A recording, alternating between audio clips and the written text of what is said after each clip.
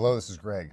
This is a disassembly tip for any type of equipment that is sandwiched together, meaning the screws go through the back and into the front.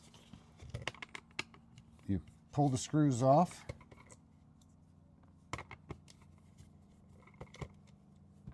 There are several ways to get this done, but this is one that I have found that doesn't put anything under any bind, and it works very well on equipment that the only way to get it out is to stick something into these edges here and mess them up. So take a little rod. Let me zoom in here to put a 5er on that.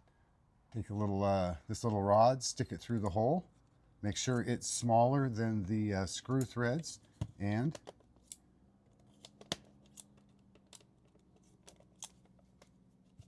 slip it in.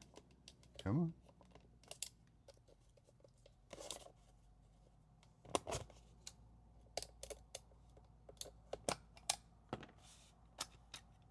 And boom.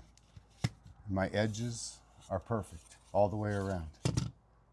So, hope that helps somebody not mess up their equipment.